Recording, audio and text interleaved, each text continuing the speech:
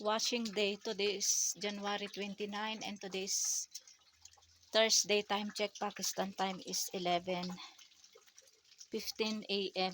So ito na washing ko na ito sa washing machine, tapos dryer ko na din.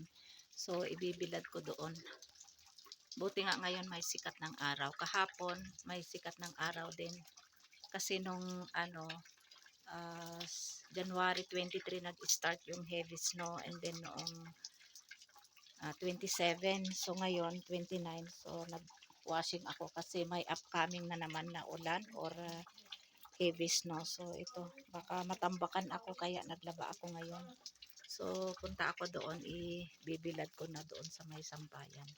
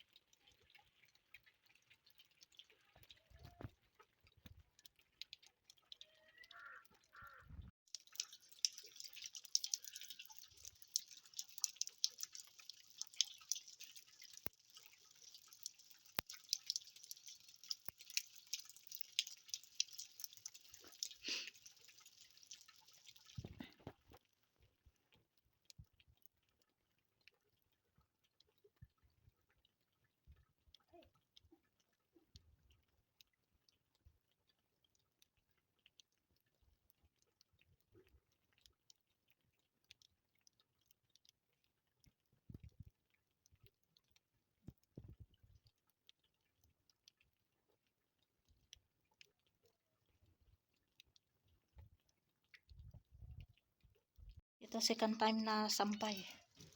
Dadalhin ko doon. May sikat ng araw pa.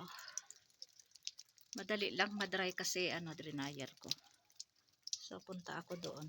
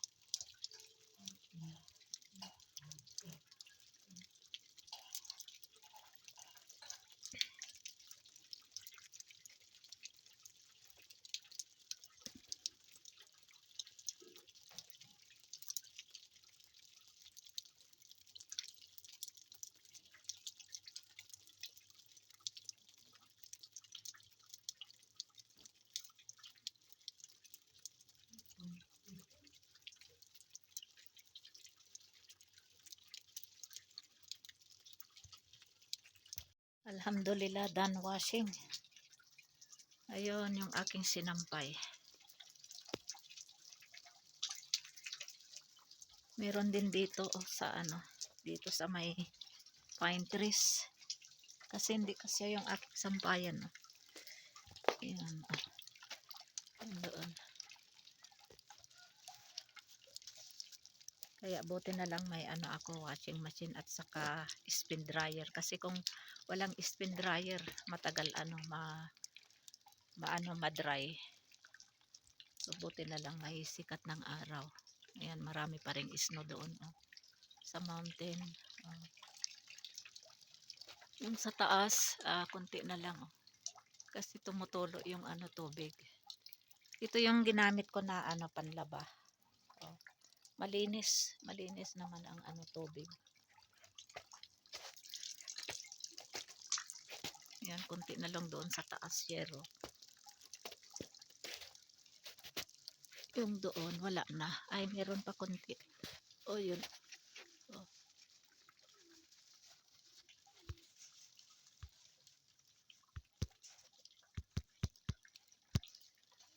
Ito yung aking best friend.